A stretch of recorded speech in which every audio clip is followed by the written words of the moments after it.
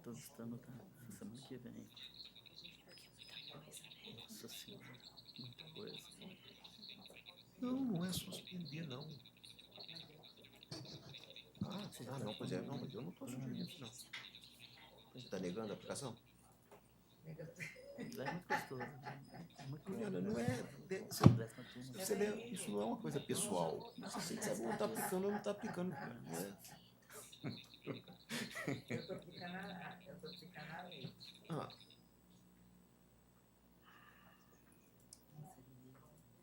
Esse é um arquivamento de uma só.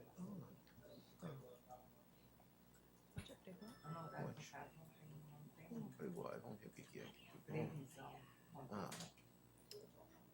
Condenação do honorário foi esquivado. Tá afastando a aplicação. Não, mas não tem previsão. De quê? No caso de arquivamento, não tem condenação. Só estranho. Arquivou. Tá. Vai passando para ele.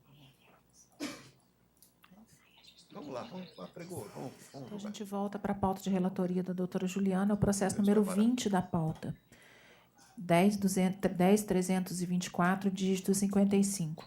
Voto no processo, doutora Juliana Vignoli Cordeiro, relatora, doutor Marco Antônio Paulinelli de Carvalho, doutor Antônio Neves de Freitas. Inscrita para sustentação oral, doutora Natália Xavier. A senhora está falando por quem, doutora Natália? Pela empresa Interfile. Interfile. Não, vou ter que mudar essa. Por quê? Tá, faz a conclusão do jeito que tá aí. Faz, pode deixar. Pula só essa primeira fase, aí já vai para o resultado. Estou conhecendo o recurso ordinário interposto pelo autor e o apelo da reclamada. No mérito do provimento ao recurso do reclamante para isentar o autor do recolhimento de custas processuais, preenchidos os requisitos para concessão dos benefícios da justiça gratuita e negando provimento ao apelo adesivo da reclamada, mantido o valor da condenação. É a minha proposta de voto. Boa tarde, excelências. Eu vou pedir vênia ao entendimento consubstanciado pela relatora e sustentar a manutenção da sentença ACO por seus próprios e jurídicos fundamentos. O juiz ACO determinou o arquivamento do processo com consequente condenação do autor ao pagamento das custas processuais em razão de sua ausência injustificada na audiência inicial. Considerando que a presente ação foi ajuizada após o advento da reforma trabalhista e o artigo 844 da CLT, parágrafo 2º, tratar de matéria processual, é plenamente aplicável ao caso. O artigo 844, parágrafo 2º, estabelece que, ausente o autor na audiência inicial, será-lhe aplicado custas a não ser que ele justifique sua ausência. No caso específico, não houve qualquer justificativa da ausência do autor. No prazo concedido, ele apenas reiterou o pedido de justiça gratuita e os requisitos legais para deferimento dessa, o que não interfere na redação do artigo 844, que dispõe sobre o pagamento de custas independentemente do deferimento da justiça gratuita. Então, nesse sentido, entendendo pela aplicabilidade da reforma, é que se pretende a manutenção da sentença com a condenação do autor ao pagamento de custas, uma vez que não compareceu e não justificou na audiência inicial. Sim, doutora Juliana. Eu afastei a cobrança de custas nos exatos termos, aliás, de normas selitistas também, de 790A e de 836. Porque, consoante prevê o 790A da CLT, os benefícios da justiça gratuita eles são isentos de custos beneficiários. Então, é um contrassenso isso. Houve a concessão do benefício, então ele é isento de custo. É isso, eu estou mantendo a minha proposta de voto. Tá, doutor Paulinelli, está de acordo? Vai julgar amanhã, no pleno, essa questão da inconstitucionalidade ou não. Eu acho que não vai, não. Por que mas tá na pauta. Não quer dizer nada. Tá bom. Só estou antecipando o meu voto aqui, mas tá Não, bom. Seu voto eu já sei. Tá, é essa a questão? Eu estou propondo a suspensão até amanhã. Até amanhã não, até a próxima pauta, sei lá, adiamento. Tá bom, eu nem voto nisso, né? Então não estou propondo nada, não. Doutor Antônio. Eu estou divergindo do voto da doutora, porque eu entendo que, no caso de arquivamento, A nova legislação trabalhista, ela veio justamente evitar aqueles casos em que o reclamante simplesmente ignora a audiência.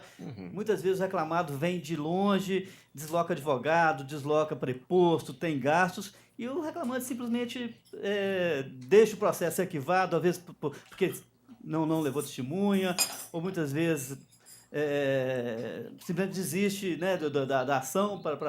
Então é o seguinte, se a gente não aplicar as novas regras da CLT, a gente vai voltar àquela situação anterior de abusos que a gente via diuturnamente.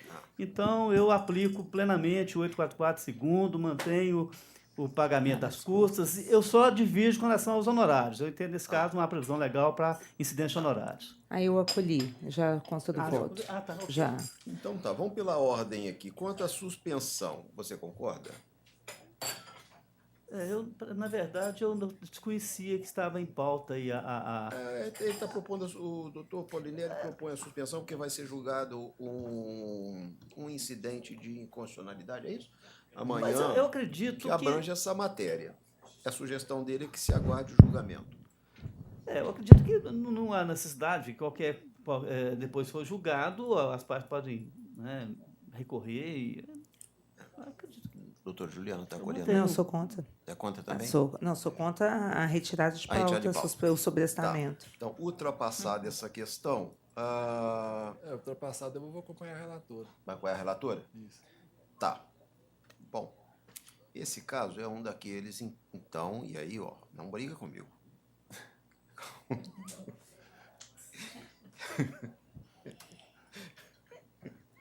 É um caso de negativa de aplicação de um dispositivo legal, que eu estou entendendo aqui, nesse caso... De qual? Tá falando de qual? Nós temos dois itens. Tá, esse caso porque de negativa de aplicação, eu vou entender aqui que isso não tem relevância a justificar a remessa dele ao pleno, não vou remeter.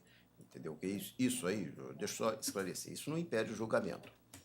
Mesmo que o processo seja remetido ao pleno, não impede o julgamento. Essa remessa acontece depois da publicação do acórdão. Se nós não decidimos aqui pela suspensão, a suspensão nós podemos decidir em colegiado. Uma vez publicado o acórdão, é do juízo do presidente decidir se houve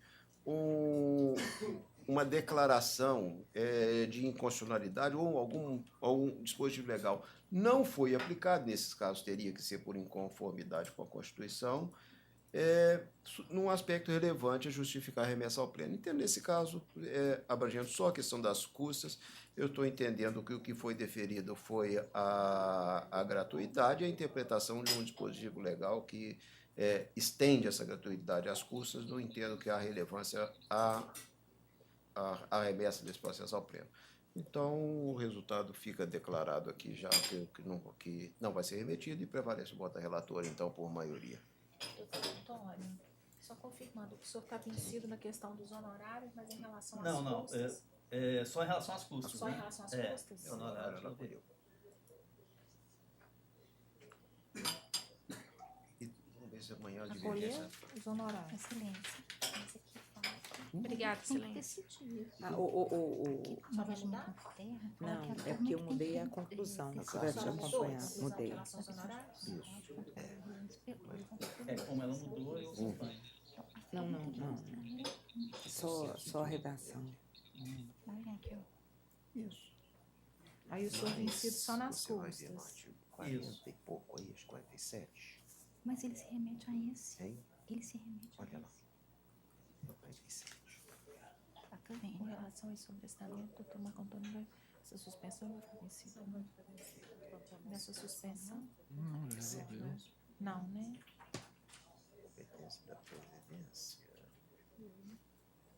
Você pode falar o seguinte, pode ouvir. Próximo é o número 33 da pauta, processo 11.392, dígito 80. Volta no processo, doutora Juliana Vignoli Cordeiro, relatora, doutor Marco Antônio Paulinelli de Carvalho e doutor Antônio Neves de Freitas. Inscrito para sustentação oral, doutor... O senhor é o doutor? Yuri. Doutor Yuri Andreoni? Isso. Você está falando por quem, doutor Yuri? Pelo reclamante, recorrente. Fernando Não é Antônio. aquela declaração.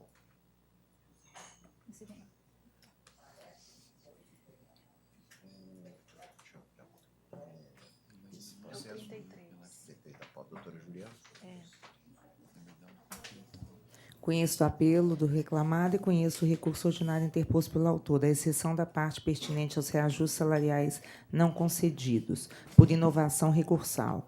No mérito, dou parcial provimento ao recurso ordinário obreiro para condenar o autor, conceder ao autor dos benefícios da justiça gratuita, isentando-o do pagamento das custas processuais, e dou parcial provimento aos apelos para determinar que incide correção monetária com base na TRD até 25/3/2015 e com base no IPCA-E a partir do 26/3/2015 e juros de 1% nos termos do parágrafo 1º do artigo 39 da Lei 81.7791, mantido o valor da condenação. É meu propósito de voto. Tem a A palavra. divergência, senhor presidente? Doutor Paulinelli. De acordo. A Doutor... divergência é só com relação ao PCA, que eu limito a 10/11/2017. Vai Vou me prevalecer abster. o voto, maioria. Obrigado.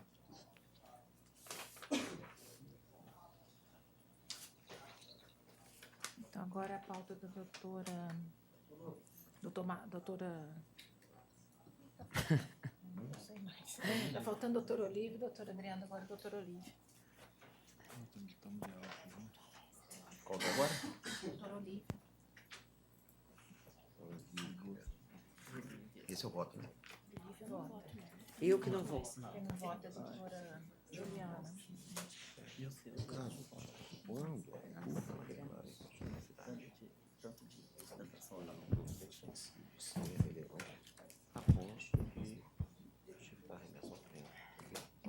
Porque no meu vai ter a mesma coisa. A gente está ligando a constitucionalidade daquela lei do motorista que foi alterada. Eu acho que vai cair na mesma coisa. Nesse caso, Vai eu cair a acredito que mesma seja. coisa. Aquela Tudo mudança pode ter sido legislativa, você lembra? pode ter tido a mudança no processo antes do julgamento.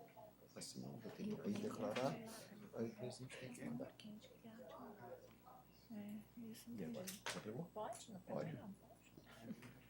Então, agora a gente passa para a pauta de relatoria da doutora Olívia. O primeiro processo é o número 46 da pauta, processo 11.687, dígito 04. Voto no processo doutora Olívia Figueiredo Pinto Coelho, relatora, doutor Luiz Antônio de Paula Ienac e doutor Antônio Neves de Freitas. Inscrito para sustentação oral, doutor Eduardo Vicente Rabelo Amorim, que não se encontra presente.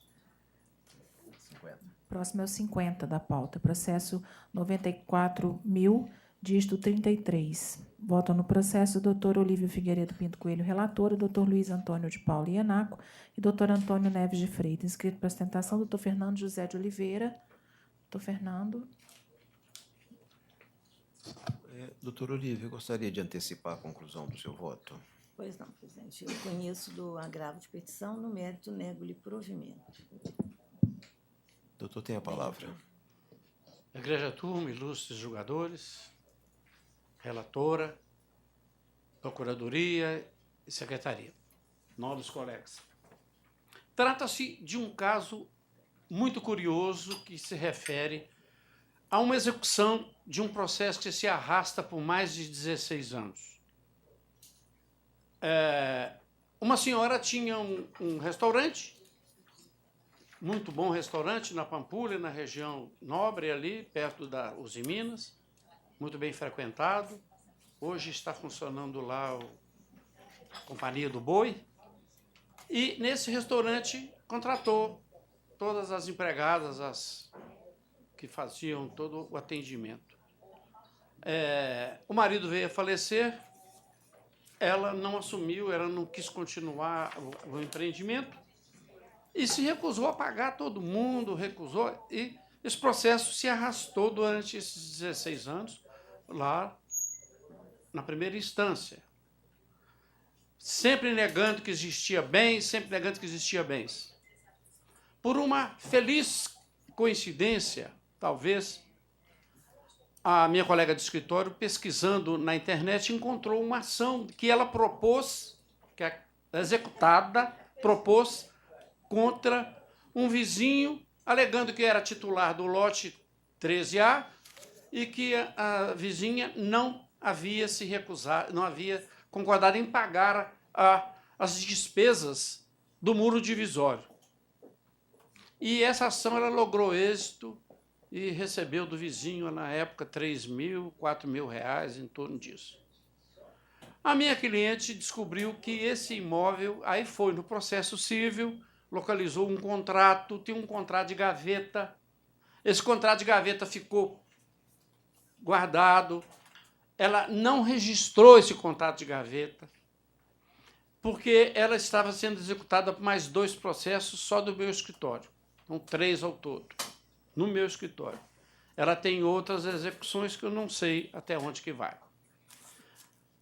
Constatou-se, através também da prefeitura e da internet, de todos os meios de comunicação hoje que nós temos, constatou-se que ela era detentora de 3 lotes no melhor parte nobre, junto ali ao Clube Veranista, 15 Veranista, em que ela, numa esquina, ela tinha uma casa plantada em 2 lotes. E o outro lote, vazio, ela construiu lá uma piscina e uma sauna. Para fim de semana, levava os amigos para a festa. Dinheiro para pagar as execuções trabalhistas não tinha, mas dinheiro para frequentar, para ter a piscina lá e tal.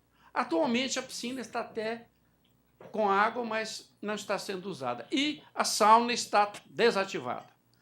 O imóvel tem 2 entradas. O lote 13A tem a entrada pela rua Gomercindo Couto. E o lote pela rua Monte Cassino é outro número, é 29 qualquer coisa. Então, nós pedimos já a penhora dos bens, descobrimos isto, uma dificuldade danada, foi medido, foi feita uma perícia, localizou que realmente esse lote 13A está totalmente liberado. A Lei 8.009/90, ela é clara. Ela proíbe a penhora do bem, né? Do bem que é residencial, que é o bem único residencial. Ocorre que essa penhora, ela pode recair quando quando o imóvel residencial não é prejudicado.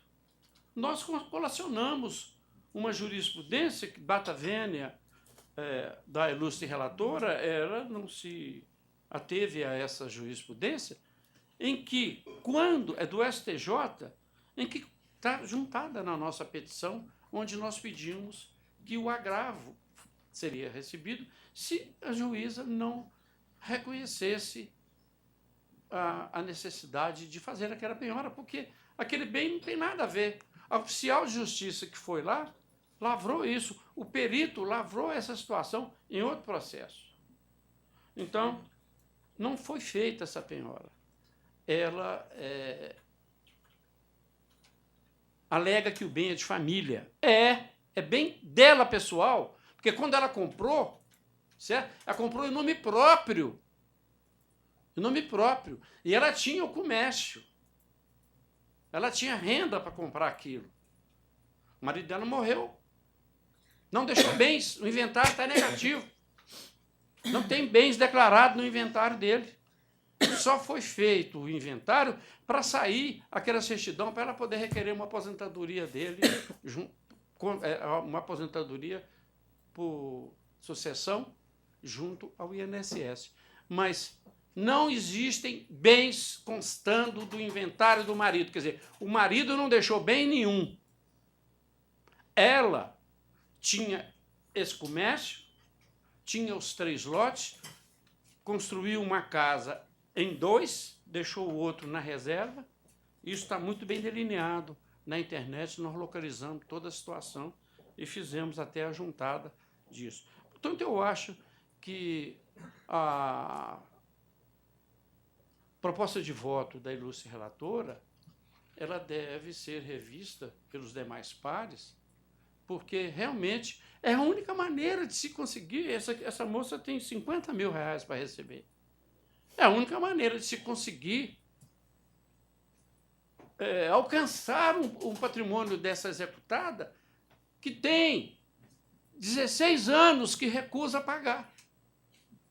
Esperamos que a Igreja Turma não não acolha o voto, a proposta de voto da ilustre relatora, porque assim nós todos faremos a mais lídima justiça. Muito obrigado.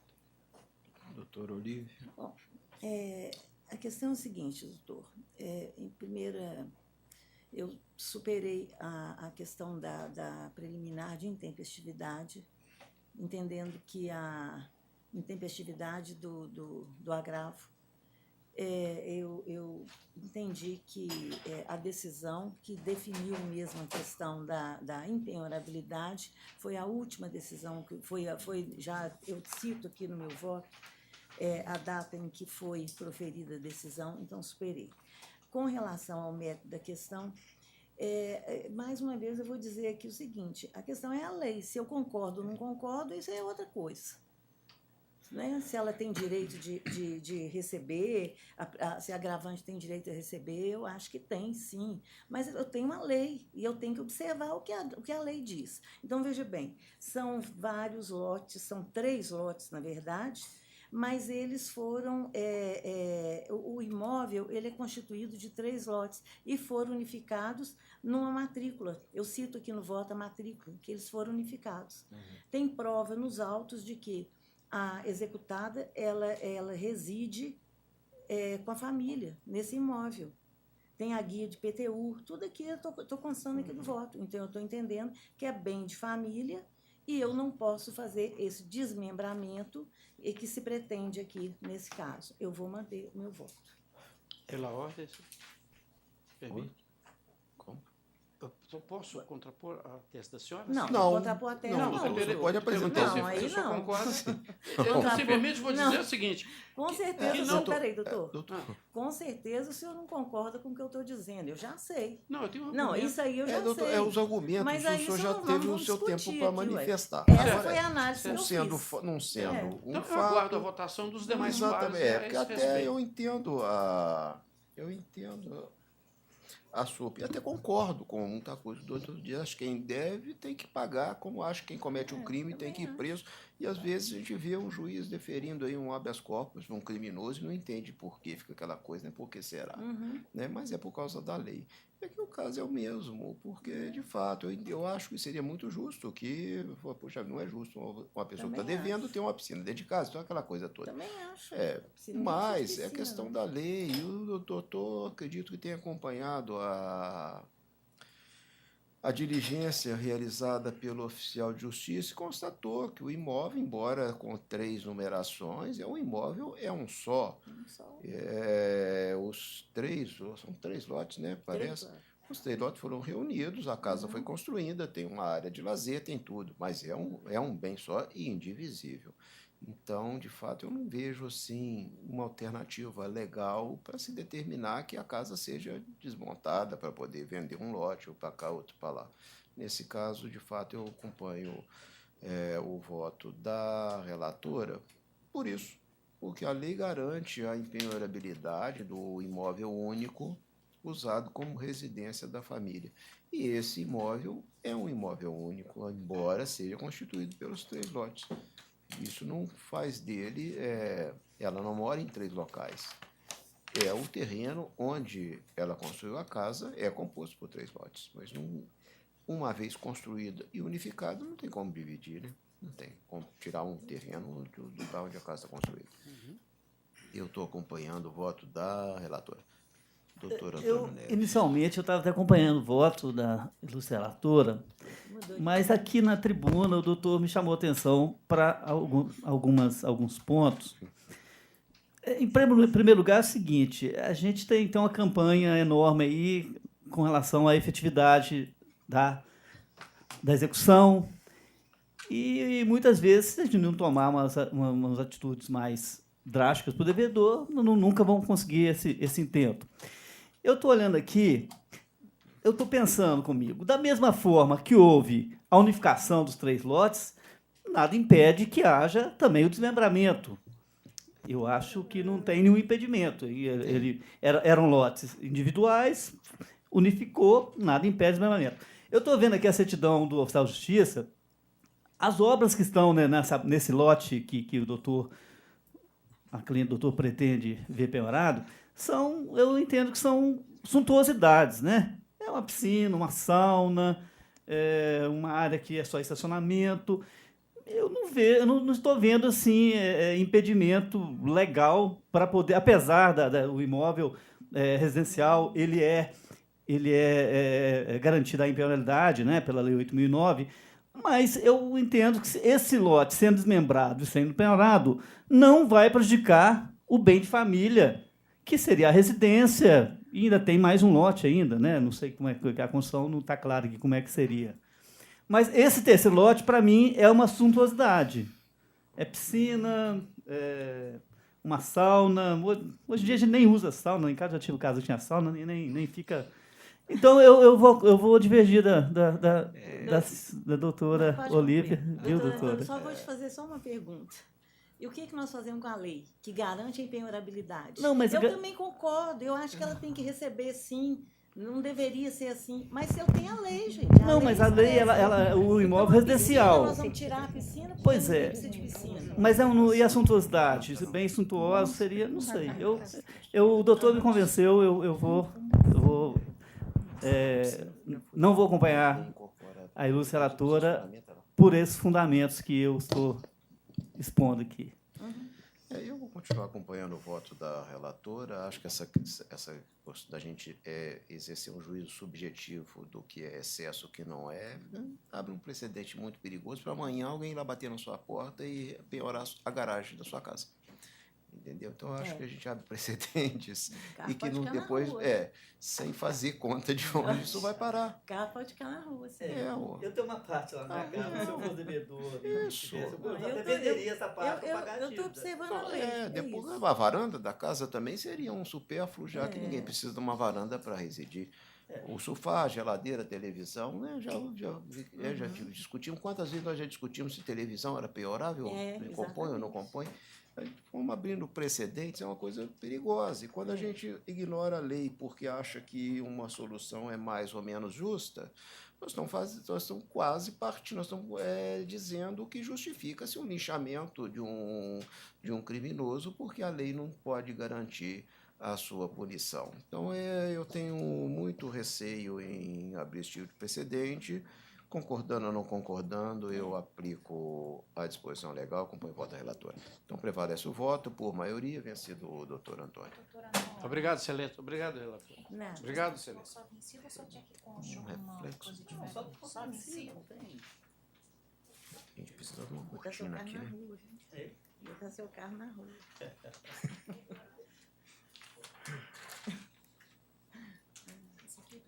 Pode.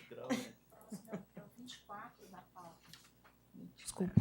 É o número 24 da pauta, processo 10.713, dígito 40. Votam no processo doutor Olívio Figueiredo Pinto Coelho, relatora, doutor Luiz Antônio de Paula Ienaco e doutor Antônio Neves de Freitas. Inscrito para ostentação, doutor Leonardo Augusto Bueno. O senhor está falando por quem, doutor? Seara. Doutor Olívio. Quarta, Seara, só um instantinho.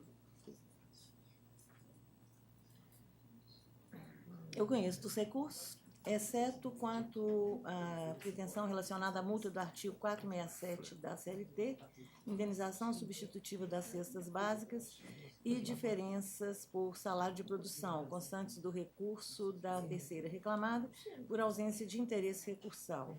No mérito do provimento parcial, recurso da terceira reclamada, para excluir da condenação o pagamento da multa prevista no artigo 477 da CLT. Quanto aos recursos da segunda reclamada do reclamante, dou-lhes provimento para excluir a condenação das partes ao pagamento dos honorários advocatícios sucumbenciais, mantido o valor da condenação. Tem a palavra, doutor. Excelência, perdeu o objeto da minha sustentação. Já atende a pretensão da reclamada, que era justamente afastar a multa do 477. Doutor Antônio, está de acordo? Companheiro relatora. Eu também. É unânime. Obrigado a todos, uma boa tarde. Boa tarde. Próximo é o 37 da pauta, processo 11.432, dígito 16. Votam no processo doutor Olívia Figueiredo Pinto Coelho, relatora, doutor Luiz Antônio de Paula Ienaco e doutor Antônio Neves de Freitas. Inscrita para apresentação, doutora Suelen Maria de Azevedo. A senhora está falando por quem? Pelo reclamante, senhor José. Doutora Olívia. Eu conheço do recurso do mérito, nego-lhe provimento. Doutora, tem a palavra. Eu cumprimento a todos na pessoa do presidente dessa turma, agradeço a atenção. Desde o princípio, eu quero agradecer a cordialidade com que eu fui atendida no gabinete de cada desembargador, onde eu estive presente para entregar os memoriais. Bom, o recurso trata de uma ação de pedido de equiparação salarial, em que a sentença, ao nosso entender, se atentou apenas para o depoimento da testemunha trazido pela reclamada. A nossa preliminar recursal pede a anulação desse depoimento, porque, apesar dele se comprometer com a verdade no momento da audiência, nós entendemos que ele se comprometeu apenas com o interesse da reclamada, pois a testemunha é a relatora de diversos documentos que foram juntados ao processo, que demonstram que o reclamante e o paradigma exerciam a mesma atividade, com a mesma produtividade, no mesmo local. Então, a nossa preliminar pede a anulação desse depoimento. Superada essa preliminar, nós passamos ao mérito e a valoração das provas é o foco das nossas razões recursais. Porque, além do depoimento ser divergente das provas, as provas são robustas a demonstrar que, desde o ano de 2004, apesar da identidade total do exercício das funções, apenas divergindo na nomenclatura de um regulamento interno da reclamada, que infelizmente foi recebido como se fosse um plano de cargos e carreira, que não existe homologação do Ministério do Trabalho. Então, desde o ano de 2004, o reclamante e o paradigma recebem salários diferenciados. A testemunha em audiência declarou que a diferenciação passou a ocorrer apenas a partir do ano de 2010, em razão da nomeação do paradigma para o Programa de Luz para Todos. As provas, novamente, demonstram que isso não é verdade. Há 6 anos anteriores já havia a diferenciação e persistiu até fevereiro de 2016. Então, o nosso pedido é para que seja dado validade à CLT, onde demonstra que, comprovada a identidade das funções, a produtividade, o resultado final, o que inclusive está aprovado nos autos pelos relatórios de aproveitamento dos funcionários, deva-se reconhecer a equiparação salarial entre reclamante e paradigma. E por entender que a sentença foi divergente da prova, nós requeremos a sua reforma. Doutora Olívia.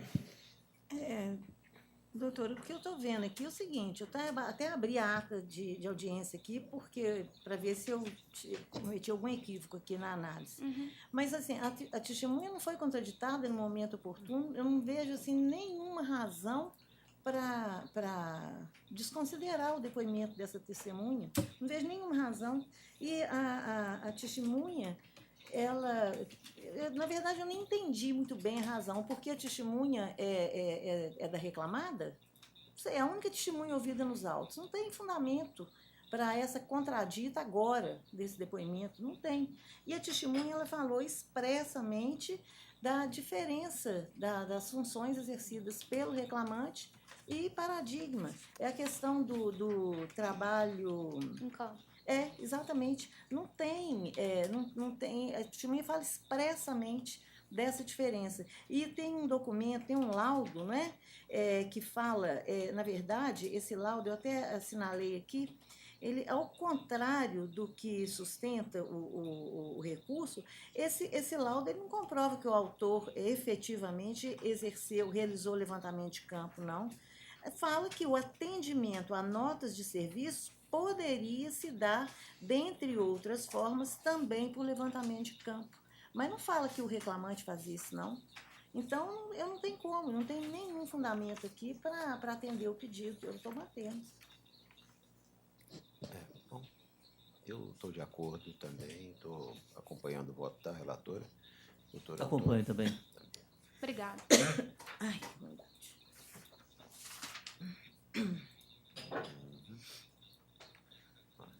Próximo é o 49 da pauta. Processo 12.522, dígito 35.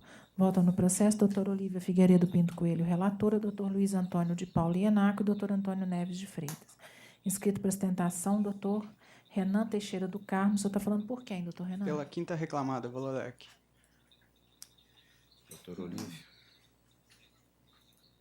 Eu conheço dos recursos, no mérito, dou parcial provimento aos apelos, sendo ao da reclamante para afastar a ilegitimidade decretada na decisão recorrida, desconsiderar a personalidade jurídica da primeira ré, Metal Duro, JD, Comércio e Indústria Limitada, e decretar a responsabilidade solidária dos sócios João Batista Damasceno e Joyce Nunes Damasceno, segundo e terceiro réus, respectivamente, bem como para condenar as reclamadas ao pagamento de honorários advocatícios assistenciais no importe de 15% sobre o valor que resultar da condenação.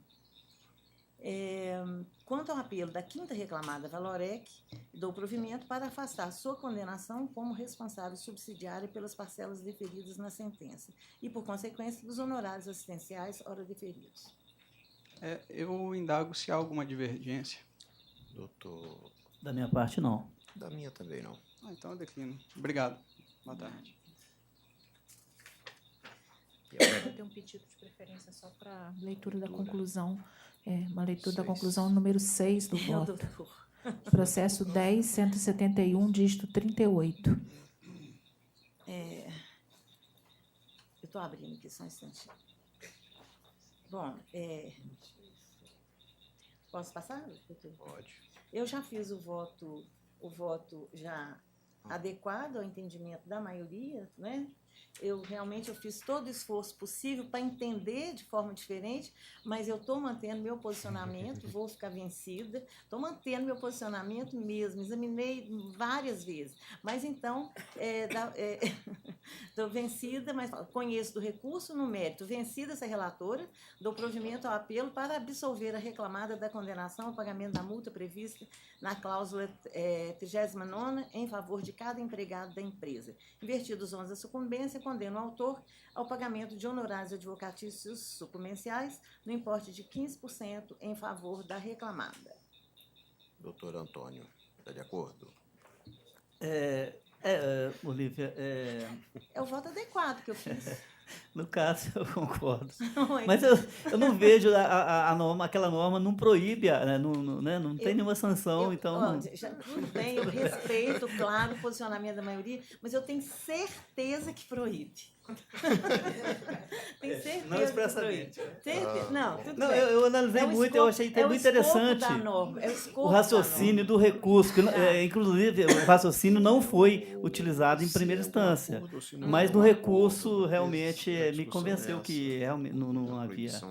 Não, tudo bem. Eu já peguei as duas divergências e já fiz o voto adequado e eu fico vencida.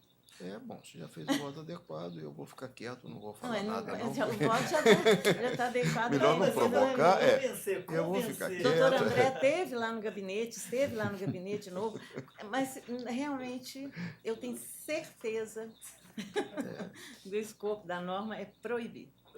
Não sou eu que vou convencer, em contrário, eu vou ficar quieto no meu canto. Eu tenho certeza que... Vou ficar quieto no meu canto, estou concordando com essa versão do voto.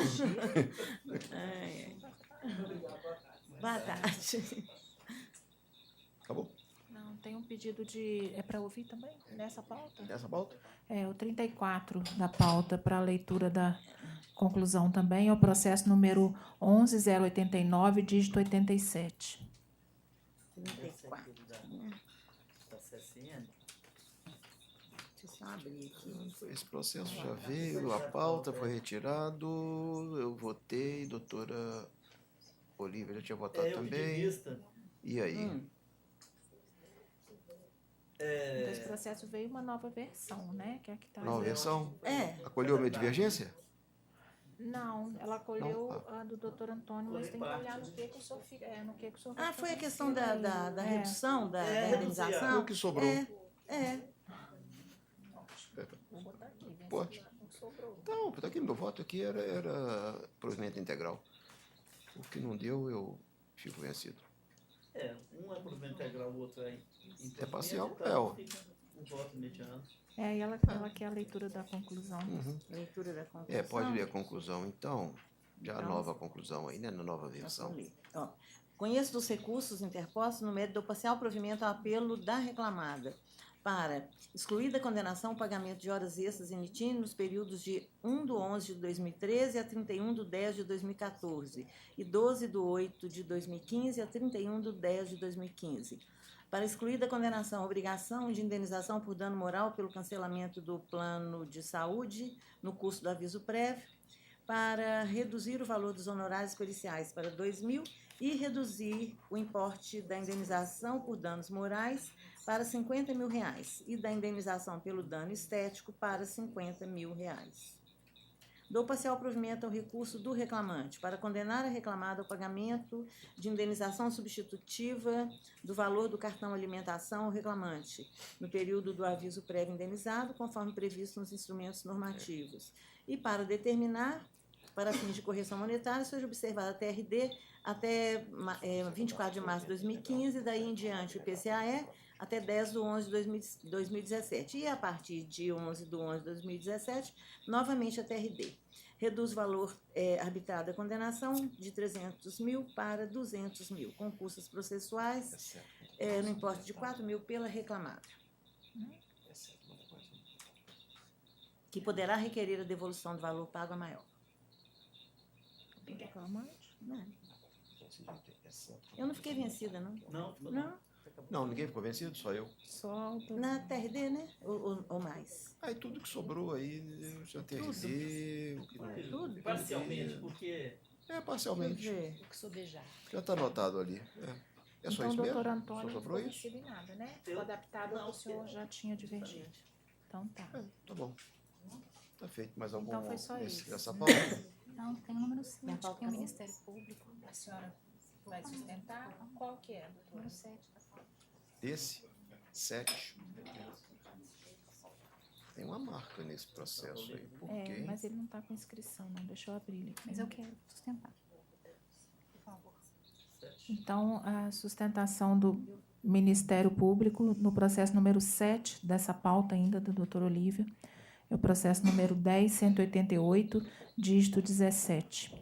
Voto no processo, doutora Olívia Figueiredo Pinto Coelho, relatora, doutor Luiz Antônio de Paulo Ienac, doutor Antônio Neves de Freitas. Inscrita para sustentação, doutora Luciana Nacur Lorentz, pelo Ministério Público do Trabalho. Doutora, tem a palavra. Excelentíssimo desembargador presidente, excelentíssimos e excelentíssimas desembargadoras presentes, senhoras servidoras, advogados e advogadas. A minha sustentação é no sentido da inconstitucionalidade da Lei 12.619 de 2012, frente a 13.303/15. É a lei do motorista. Por que nós sustentamos essa inconstitucionalidade desse último diploma legal, a 13.103/15? Porque a nossa interpretação ela é sistêmica e ela tem que se basear na jusfundamentalidade. O que é a jusfundamentalidade na visão do Ministério Público? Óbvio, a Constituição Federal e as normas internacionais ratificadas pelo Brasil, que pela súmula vinculante 25 do Supremo Tribunal Federal tem um status de supralegalidade, sim. Tanto uma quanto outra repelem a constitucionalidade dessa 13.303 de 2015, por quê? Tendo em vista o excesso de jornada, a eliminação dos intervalos entre jornadas, o excesso de fadiga, no ponto de vista internacional, eu poderia citar, sem nenhum tipo de embaraço, o Pacto São José da Costa Rica, que adotou o princípio da vedação ao retrocesso social. Categoricamente, os Estados-membros comprometeram-se a adotar providências a fim de conseguir progressivamente a efetivação dos direitos sociais. Então, não é só um princípio solto, os princípios são muito criativos, às vezes os autores, cada um cria um princípio. Não, esse princípio está arrimado em texto legal ratificado pelo Brasil com condição de supralegalidade, no artigo 2º, no artigo 26 do Pacto de São José. No âmbito da jusfundamentalidade interna, há uma agressão frontal ao artigo 7º, inciso 13, 23 e a própria cabeça do artigo 7º. Então, nós pedimos, Vênia, para voltar a insistir nessa inconstitucionalidade e até coloco, essa questão já foi debatida hoje, se seria caso de levar ou não ao pleno, já que é uma arguição incidental de inconstitucionalidade. E, só para haver uma rápida digressão, nós pegamos todas as empresas de ônibus do Estado de Minas Gerais, através de um estudo da Fundacentro e da Universidade Federal, constatou-se um número absurdo de acidentes de trabalho e doenças ocupacionais nesse setor. Por isso é que a gente fez essa força-tarefa que redundou em ações contra praticamente todas as empresas de ônibus. Aí eu chego ao segundo ponto da minha explanação oral, e já agradeço pela atenção, que é o dano coletivo. O que seria o dano coletivo aqui? Na inicial, na réplica, em várias peças, nós apontamos esse número absurdo. E esse número absurdo ele tem que ser buscado em termos de causa. Qual é a causa? Exatamente isso que nós estamos aqui pleiteando. Que não haja excesso de horas extras, que haja intervalo entre jornada, que haja intervalo entre jornadas, porque, segundo a OIT, as 3 grandes causas de acidente de trabalho e doença ocupacional são excesso de trabalho, óbvio, porque gera fadiga, trabalho por produção e meio ambiente do trabalho inadequado, sem as condições de saúde e segurança. Os 2 primeiros estariam presentes aqui. Então, com todas as vênias ao ilustre jogador de piso, eu venho aqui sustentar na tribuna a gravidade desses processos, não só pelo capital social dessas empresas, que é vultoso, eles têm um monopólio do transporte de pessoas, até porque nós temos uma linha pífia de metrô, eu poderia até considerar que não temos linha de metrô, eles têm um lucro muito vultoso. Os acidentes de trabalho e doenças ocupacionais provocadas estão umbilicalmente ligadas a essa questão da jornada, que já foi dada em primeira instância, excesso de jornada e ausência de intervalos, e, principalmente, arrimada aí na chave de leitura da justfundamentalidade, tanto da Constituição Federal, tanto do Pacto São José de Costa Rica, nós viemos aqui, sim, sustentar a flagrante inconstitucionalidade incidental da 13.303 de 2015 e que voltemos a aplicar, então, a lei anterior à 12.619 de 2002. Agradeço pela atenção e coloco minha sustentação com todas as vênias. Essa questão aí dessa inconstitucionalidade da lei, isso aí teria que ser enviado ao Pleno? Desde que ela prevaleça, em caso de ser declarada, o processo teria que ser enviado. Pois é. Mas, Mas depois, primeiro nós temos que votar nós primeiro temos que declarar a inconstitucionalidade. Se nós declararmos, não existe inconstitucionalidade, não precisa. Não, na verdade, então tem que discutir a primeira coisa, é isso. Então, pois vamos lá. Então, na verdade, o voto não está declarando inconstitucionalidade da lei. Não está aplicando? Eu estou aplicando a lei, estou aplicando. Pois é. E a outra questão do dano coletivo, dano moral coletivo, eu estou entendendo que, no caso aqui, a transgressão ela não teve, ela não foi intolerável. Eu penso que, nesse caso, não é o fato, o que aconteceu aqui, a questão da jornada, não é? Essa jornada ela não justifica o atendimento a esse pedido de dano moral coletivo. Eu estou determinando aqui a questão do intervalo interjornada, eu entendo que tem que ser observado, tem que ser pago, evidentemente, mas não vejo esse dano moral coletivo com essa intensidade, não vejo. Eu estou mantendo o voto. Estou declarando a inconstitucionalidade do artigo 235. Não, do intervalo interjornada. Isso. Conforme, mas já foi decidido pelo Pleno. Já foi decidido, é o que fala aqui no voto. Só essa questão. Só essa questão. É só isso. Aqui, sim, já tem essa decisão. Estou observando. Está de acordo, doutor? De acordo. Eu vou ficar vencido. Vou ficar vencido porque não considero que o dispositivo seja inconstitucional. Eu vejo muita citação do Pacto São José que proíbe retroação das condições, mas eu não vejo que isso seja retrocesso social nenhum. Às vezes nós usamos os termos do pacto para causar uma paralisação legislativa e não para evitar um retrocesso. Porque, de fato, o dispositivo não reduz os intervalos não elastece a jornada em relação à Constituição, não existe nenhum retrocesso nisso. Apenas permite uma flexibilidade na concessão desses intervalos que, se de um ponto para uns consideram que não deve ser feito, para outros é uma coisa altamente benéfica, como já presenciei empregados paralisando a atividade só porque a empresa seguiu a jurisprudência do TST com relação à proibição de intervalo menor de 1 hora. Eles revoltados com aquilo, porque teriam que fazer o intervalo de 1 hora e chegar em casa meia hora mais tarde, pararam o serviço. Até que a empresa aceitasse negociar com o sindicato um intervalo menor para depois ser condenado, e foi. Então, é muito relativo, é muito cômodo a gente considerar qualquer alteração que se faça como retrocesso, quando, na verdade, não é. Não é. Se a lei dissesse, vai parar de trabalhar 8 horas e começar a trabalhar 9? Sim. Ou seja, o seu intervalo vai simplesmente desaparecer? Sim. Mas se o intervalo não é elastecido além das 2 horas, ou se ele é dividido, e isso é condizente com o tipo, com a espécie do trabalho realizado, eu não vejo retrocesso. Então, eu vou ficar vencido só contra essa declaração de constitucionalidade. 66.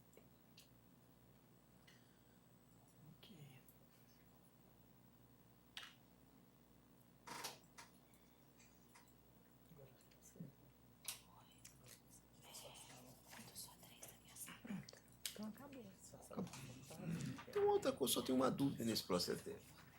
É só uma empresa dessa que está com a atividade paralisada, porque tem umas obrigações de fazer e não fazer aí. E tem uma notícia aí da paralisação de atividade da empresa. São várias, né? Parece que são várias. Isso, são 4. É uma só que não está em atividade? Parece que são várias Porque empresas senão vamos fazer uma paralisadas. decisão inócua aí de obrigar alguém a fazer alguma coisa que não faz. Mas 3 estão em plena Vocês estão em atividade. atividade? Então tá bom. É só a dúvida, tá? Prossegue, então. Essa pauta acabou, agora a pauta da doutora Adriana.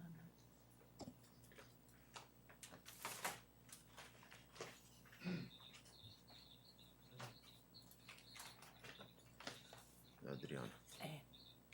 Só abrir. Já liberou a Olivia, então?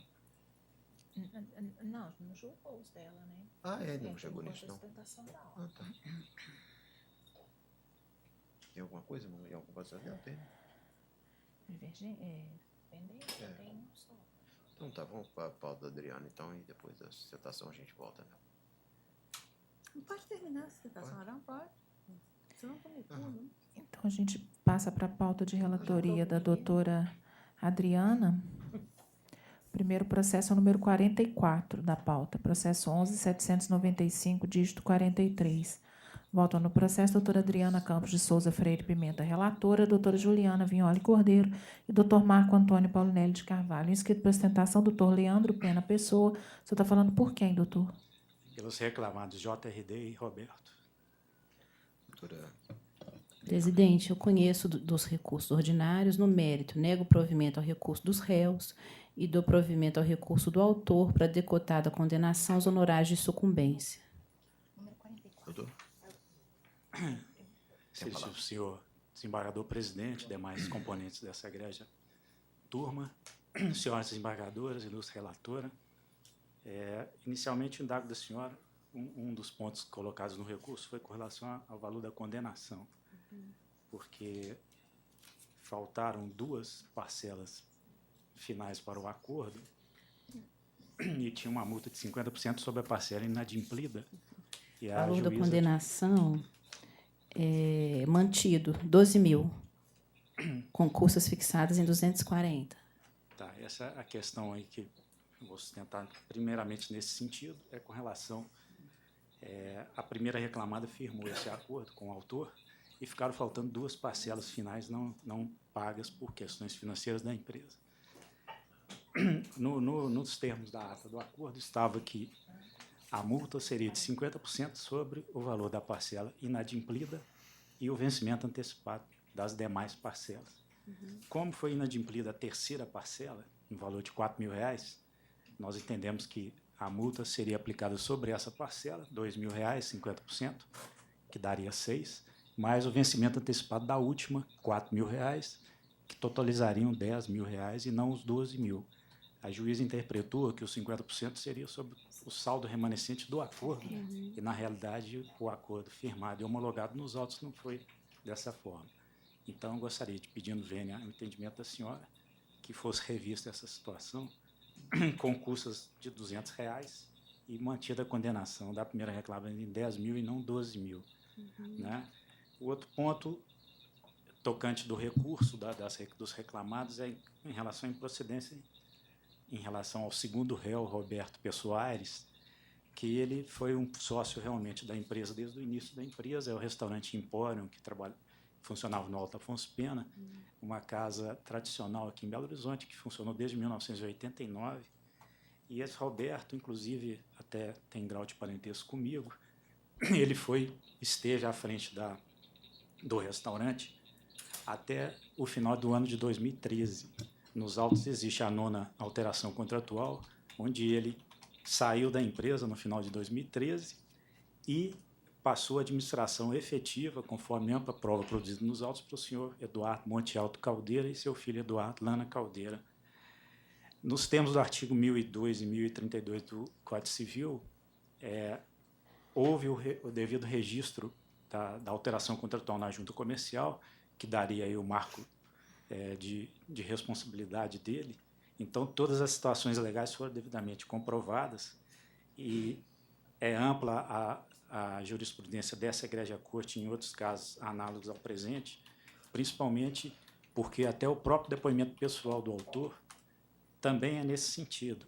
Ele fala que o senhor Eduardo Caldeira era quem estava realmente no dia a dia do restaurante, que era ele quem dava a ordem ao próprio autor, que Roberto, Daniel e Cristiano não iam ao restaurante diariamente. Daniel e Cristiano eram os antigos sócios, um saiu em 1997 e outro em 2000. Que o senhor Roberto compareceu ao reclamante a cada 20 dias, em um mês. E quem era responsável pela administração, pelas compras, sempre foi o senhor Eduardo Caldeira. Isso é depoimento pessoal do autor, né, excelência? Que houve uma reforma ampla no restaurante depois da saída definitiva do senhor Roberto, que foi custeada e administrada pelo próprio senhor Eduardo. Então, a prova, o depoimento pessoal do autor, data máxima vendo o entendimento da senhora, é bastante amplo no sentido de que, efetivamente, o Roberto saiu do restaurante. Ele comparecia como cliente, eventualmente. Uma pessoa que dedicou a vida toda, desde 1989, àquele estabelecimento, ele vai, né? Inclusive, um dos pontos que o reclamante colocou no depoimento dele para justificar uma suposta ingerência do seu Roberto no dia a dia do restaurante foi que um dia ele verificou, ele falando na hora do cafezinho para um funcionário responsável pela extração de suco na empresa, que ele estava usando muita laranja para o suco. Agora, acontece que lá é uma máquina automática de suco e esse comentário feito pelo senhor Roberto, que comparecia eventualmente na condição de cliente do restaurante, data máxima vênia não teria o condão de transformá-lo em um sócio de fato. Mesmo porque o próprio reclamante diz que ele já era sócio de outras casas desde o ano de 2010 e esse também foi o depoimento prestado pela senhora Flávia Roberta do Amaral Costa, que é uma das primeiras funcionárias do local, que trabalhou na reclamada de 1998 até 2017. E a senhora Flávia fala perfeitamente que o proprietário da reclamada era o senhor Eduardo, que o senhor Roberto foi proprietário somente até o final de 2013. Né? Ela fala que o senhor Roberto comparecia apenas de vez em quando no restaurante na condição de cliente. Né? Que quem permanecia no restaurante nos últimos 4 anos foi só o senhor Eduardo apenas, que o senhor Roberto era sócio de outros restaurantes, que a partir de 2010 o senhor Roberto passou aí mensalmente só ao restaurante Empório, deixando a administração mais por parte até dessa senhora Flávia, gerente de confiança deles, e que a partir de 2013 ele passou a não mais comparecer diariamente ao estabelecimento, e que foi após a saída do senhor Roberto, conforme até tinha falado o próprio autor, foi feita uma ampla reforma no estabelecimento, quando os únicos sócios já eram o próprio senhor Eduardo, que foi administrada e custeada pelo próprio senhor Eduardo. Então, eu indago dos senhores que sócio que teria, que não tivesse a ingerência, como é o caso do senhor Eduardo, que faria uma reforma tão vultosa num estabelecimento, se não fosse realmente o sócio e aquele quem assumiu os negócios, né? Essa situação está totalmente comprovada, inclusive pelo próprio depoimento pessoal do autor. A juíza de primeiro grau, para não levar em consideração todo o depoimento da senhora Flávia, ela diz que ele, a partir de 2013, não comparecia mais a reclamada, mas não comparecia na questão como administrador, no dia a dia.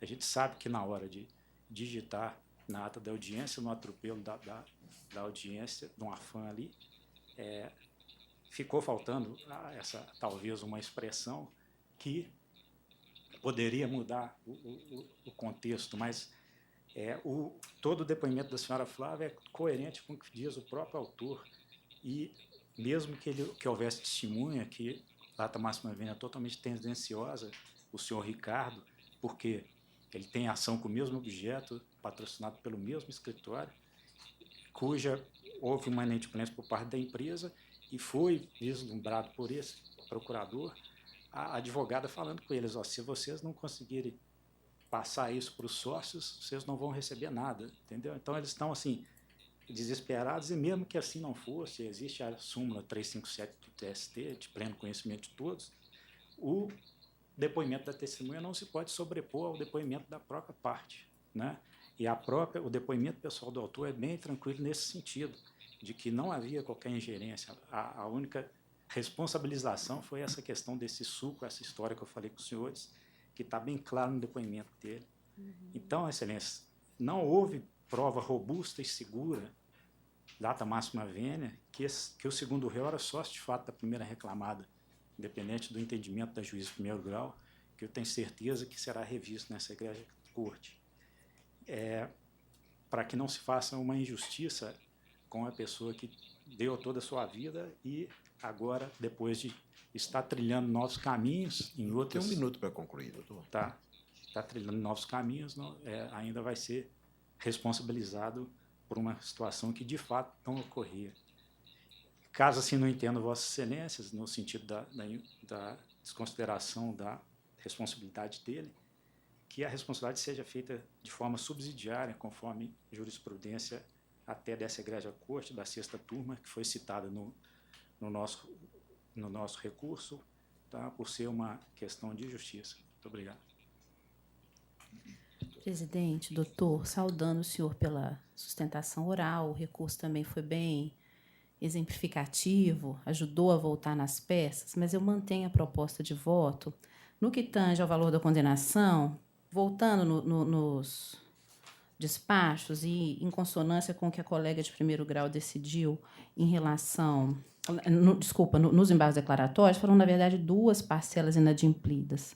E aí seria R$ 8.000 e a multa de 50%. Eu estou detalhando isso bastante na proposta de voto. Voltando, inclusive, nas páginas, o senhor vai ter acesso nas páginas do PDF. E, em relação ao segundo réu, o que nós aplicamos aqui não foi o Código Civil. Se fosse a letra do Código Civil, com certeza ele estaria afastado. Foi também na trilha da decisão de primeiro grau o artigo 9º, que é da CLT, que a responsabilidade do sócio seria solidária e, no nosso entender, sócio de fato, sim.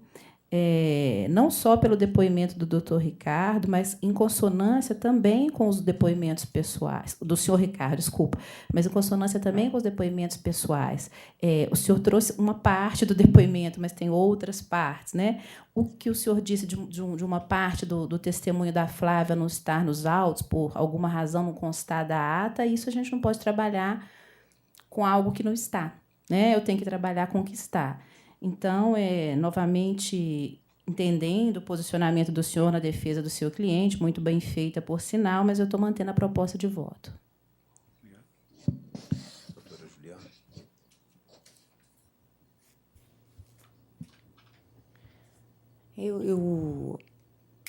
Quanto à questão do valor da condenação, estou acompanhando o voto e a sustentação agora em relação à questão da responsabilidade de ser sócio de fato.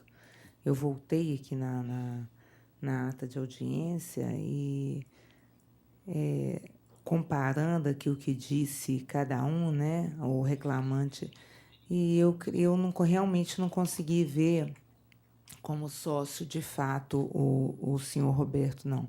O reclamante, ele fala o tempo todo que era do senhor Eduardo, que tomava conta, e que o senhor Roberto...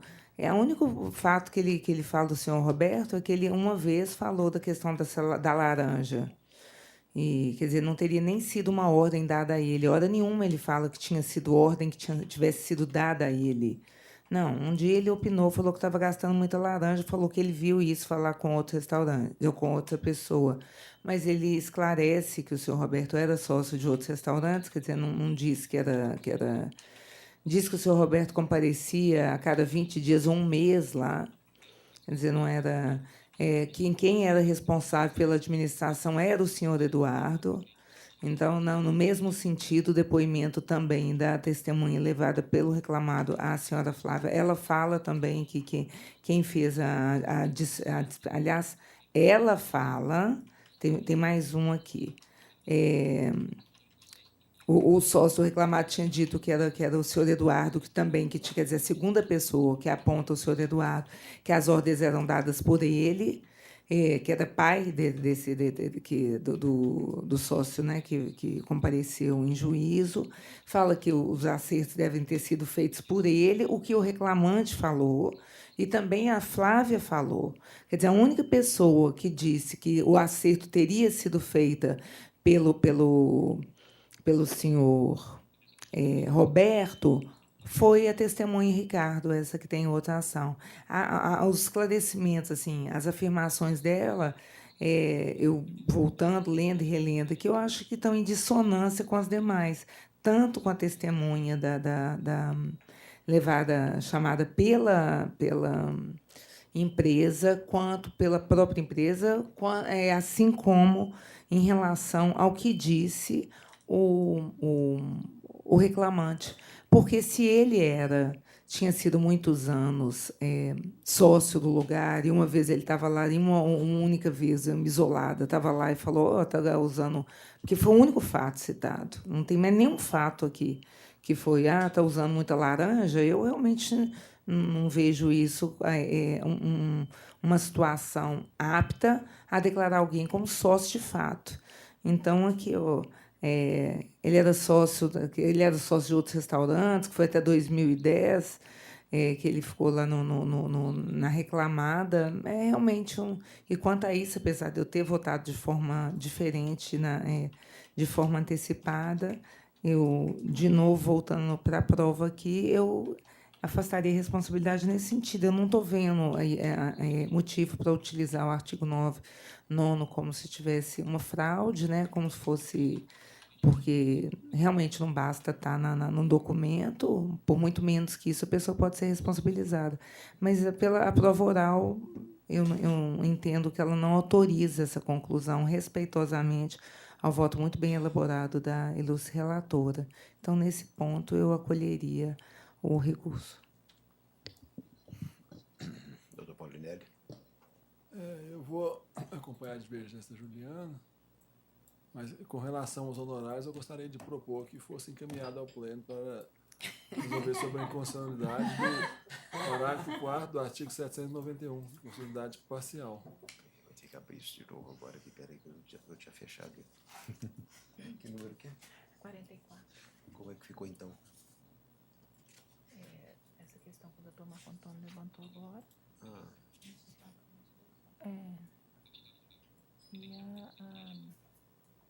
Aí, se não for isso, eu tenho que refazer a parte. Eu não sei, a gente vai votar isso também, né? Vamos ver, peraí.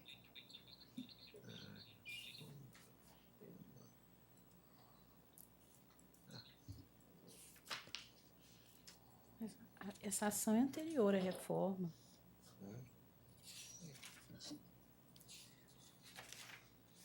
Foi distribuíram alguns dias antes. Sócio. Anterior à reforma. Graças a Deus.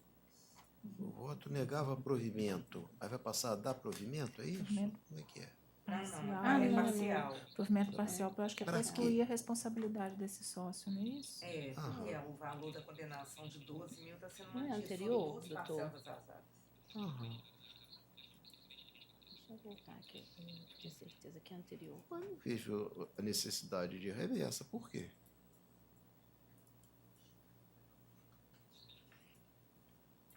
Não, ele é alguns dias posterior, né? A reforma. É É esse. posterior.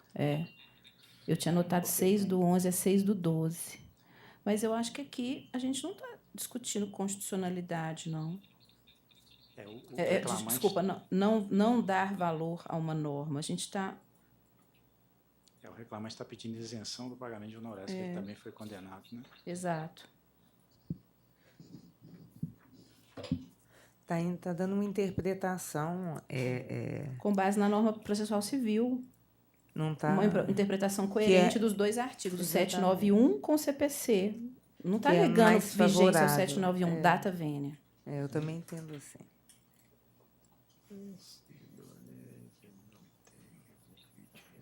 Tá, por quê? Eu fico vencido, então, nessa. Não, como é que vai ficar a conclusão? Só para eu saber o que está acontecendo, que eu não estou conseguindo chegar lá. Eu vou ficar vencida em relação à responsabilidade de fato. Todos concordam com o Sim. valor da causa, eu fico vencida com relação à responsabilidade de fato do sócio. E em relação à justiça gratuita, se o encaminhamento não for de discutir essa questão de inconstitucionalidade, que da altíssima vênia eu não vejo assim, ficaria vencido o desembargador Paulinelli, não é isso? A proposta dele é de dar provimento. A do senhor é de mandar para o pleno, é isso? A proposta minha é de mandar para o pleno para analisar a constitucionalidade do parágrafo 4 do artigo 791 da CLT. Mas Parágrafo 4 da isenção. Isso, efeitos da gratuidade judiciária. E na verdade está sendo aplicado, não está sendo. Na verdade mas o efeito que está dando aqui seria o mesmo? Está excluindo a condenação? Está excluindo Sim. a condenação, porque está aplicando nesse ponto, por mais benéfica, a legislação processual civil. O artigo 98 do CPC. Parágrafo Mas você não dá isso pro 3º. pleno? Eu não vejo sentido, não. Também não. Eu Respeitosamente. não gosto de ficar mandando coisa para o pleno, não. Esse processo vai ficar parado, agarrado um tempão aí.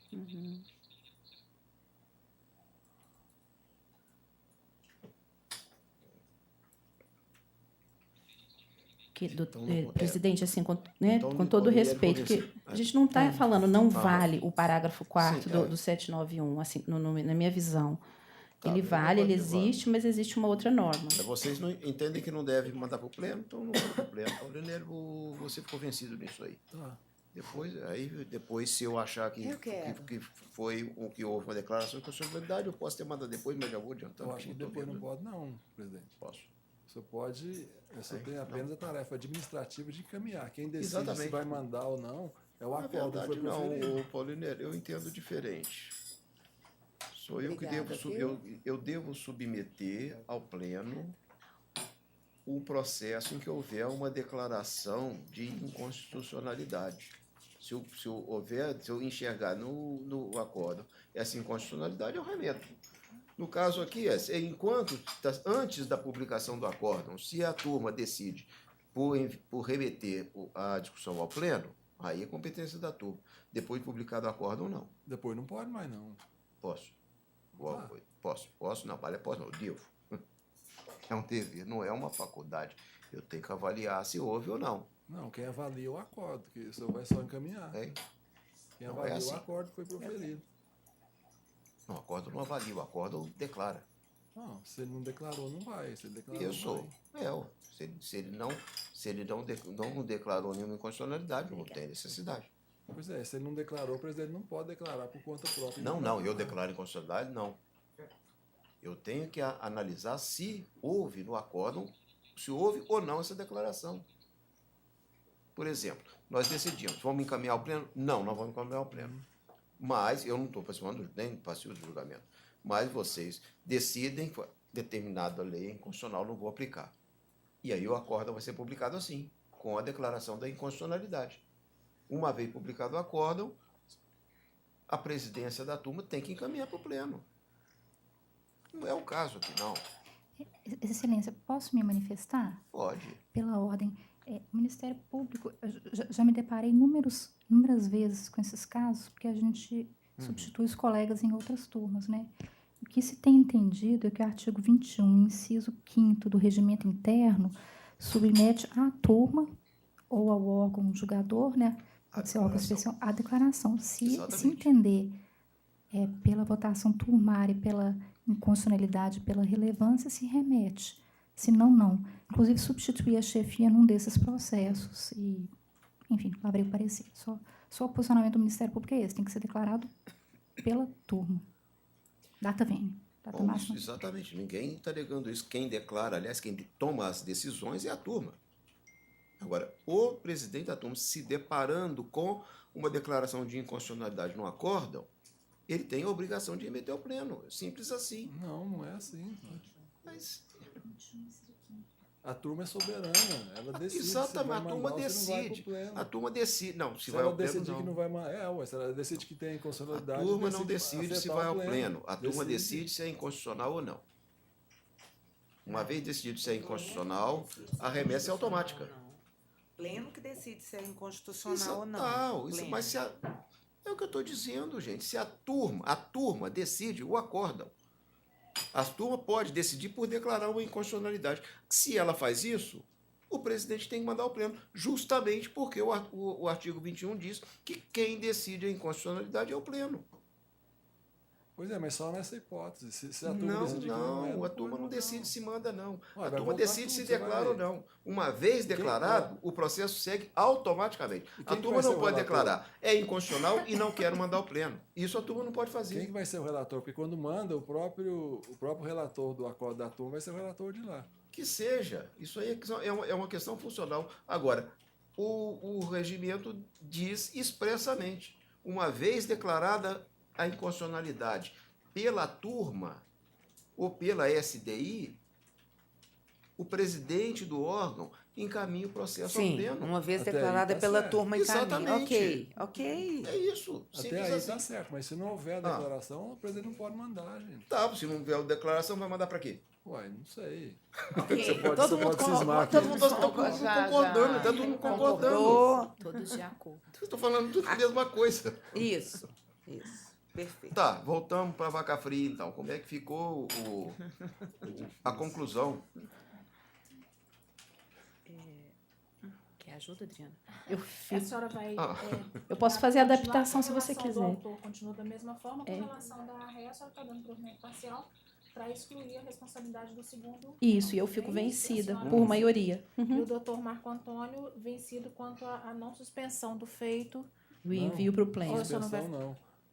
Declaração de inconstitucionalidade contra a remessa para o pleno. Do pleno para... Sobrestamento, remessa.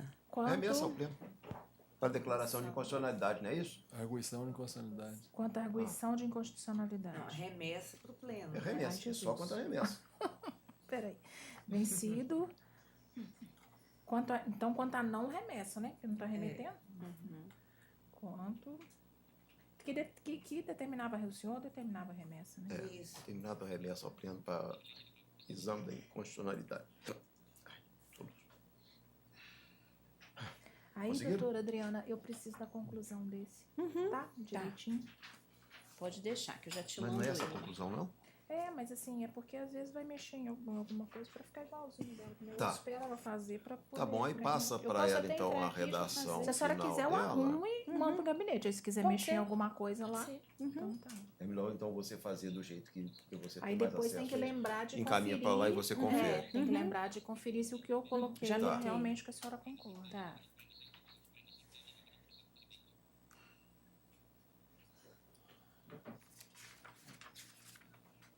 E agora, 20? Agora é o 20. Próximo é o número 20 da pauta, processo 10.509, dígito 17. Vota no processo doutora Adriana Campos de Souza Freire Pimenta, relatora, doutora Juliana Vignoli Cordeiro, doutor Marco Antônio Paulunelli de Carvalho. Inscrito por ostentação, doutor João Felipe de Oliveira Carvalho, falando pelo reclamante, doutor? Sim. Liliane Fernandes Freitas. Liliane, exato.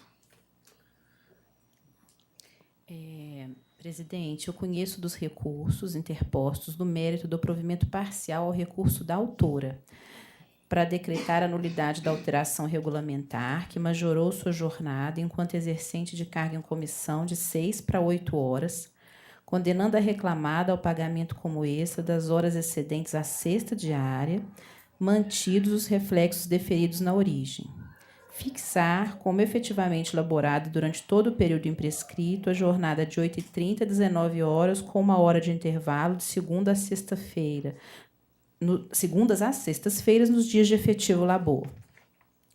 Condenar a ré ao pagamento de 15 minutos extras, sempre que verificada a prestação de horas extras sem a concessão do intervalo previsto no artigo 384 da CLT, com os reflexos deferidos na origem. Condenar a reclamada ao pagamento das diferenças salariais correspondentes às vantagens pessoais, VP, GIP, tempo-serviço, VP, GIP sem salário mais função, com reflexos em repousos, inclusive nos sábados, por disposição do acordo coletivo aplicado, observada a OJ 394 da SDI 1 do TST. Férias mais 1/3, gratificação natalina, APIPS, licença-prêmio, suas conversões em pecúnia, horas extras e FGTS.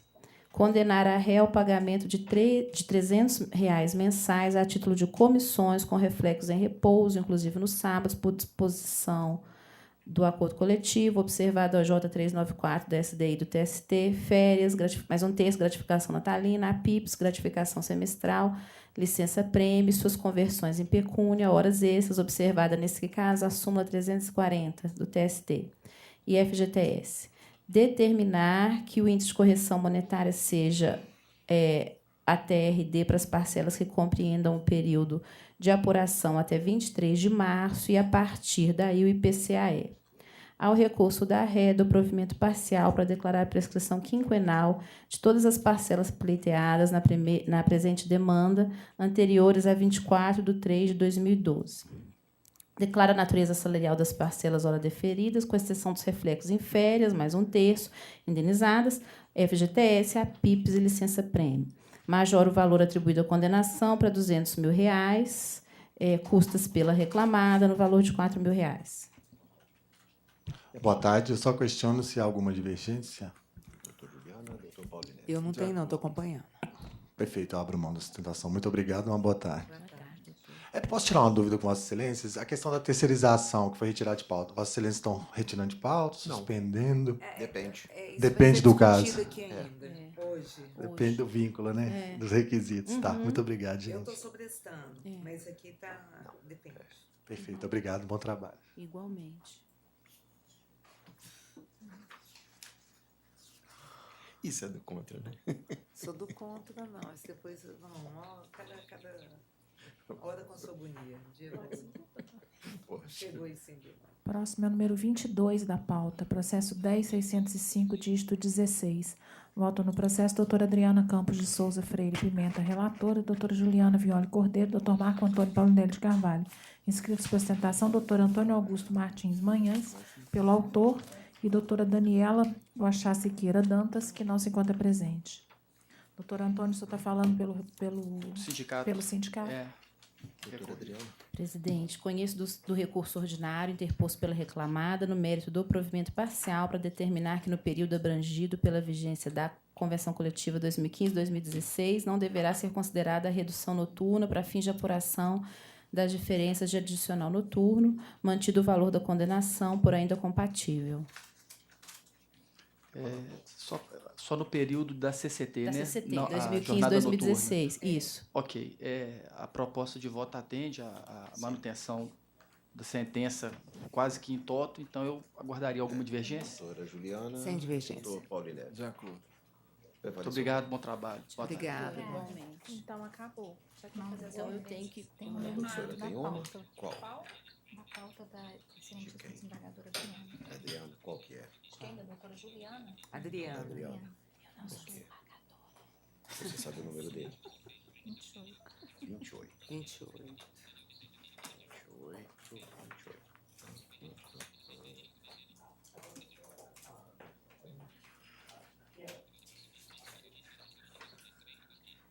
Então, o processo número 28 da pauta da doutora Adriana Esse aqui era 28. é o número 28. 10.969, dígito 75. Votam no processo a doutora Adriana Campos de Souza Freire Pimenta. Relatora, doutora Juliana Violi Cordeiro, doutor Marco Antônio Paulo Nelly de Carvalho. Inscrita para sustentação, doutora Luciana Anacur Lorentz, falando pelo Ministério Público do Trabalho. Excelentíssimo senhor presidente, desembargadores e desembargadoras, eu gostaria de aguardar um voto divergente. Sim, doutora Adriana, quer... Eu conheço do agravo interposto pelo exequente no mérito do provimento nos termos da fundamentação. Doutora Juliana? Já está adaptado, né? Já está adaptada ao que o Ministério Eu não Público sei se tinha a requerido. emenda deve ser, assim, respeitosamente, se a emenda ela está de acordo com o voto, porque essa emenda foi antes da adaptação. Normas e cláusulas punitivas. Eu posso adaptar a emenda conforme a fundamentação. Uhum. Eu redijo a emenda conforme a fundamentação. Tá certo. Paulo Neto, está de acordo? Eu não sei qual foi a decisão aí. O que decidiu aí? Negou provimento. Não, deu provimento. Ah, deu provimento? Deu provimento. Ah, tá. Dá provimento no termo da fundamentação. Aí a fundamentação acho que é de acordo com a divergência que foi feita. Foi. Foi feita a divergência. De acordo com uma divergência. A doutora Juliana fez a divergência Não. e o senhor acompanhou. O né? contrário, não, ele o contrário. fez e eu acompanhei. Exato, o senhor fez e a doutora Juliana acompanhou. Aí eu fiz o voto já adaptado, acompanhando também, foi unânime. Eu vou só sugerir aqui que, tá. que Sem divergência. transcreva para a conclusão o que houve Foi unânime. em que unânime. foi dado provimento, porque ele costuma voltar esse processo assim. Tá. Às vezes, não é nem sempre, mas eu vou de uns adaptar então a tempos para cá, conclusão. quando se faz esse tipo de conclusão, esse processo costuma voltar. Copiar e colar. Mais ou menos copiar e colar. Mas aí a senhora vai alterar, né? Eu doutora? altero, Só uma Adriana, sugestão, e te se passo, colocar, Aí eu é. preciso, não, a hora que alterar aí dentro do sistema eu já consigo ver. Tá, já vou alterar. Não é uma coisa assim que... quer dizer, não é uma nulidade, mas isso... Mas aí eu gera um tenho ED visto, desnecessário, eu né? tenho visto alguns processos voltando aí com provimento de recurso depois, porque não fez isso. Agradeço, senhores e senhoras desembargadores e desembargadoras. Mais algum? Não, aí nessa pauta dela... Demorada hoje? 3 horas de sustentação? E hoje foi muito, né? Tá parecendo muita sustentação, já aumentou muito. Antigamente, quando tinha 30 sustentações, Quando tinha mais processo em primeira instância, não tinha tanto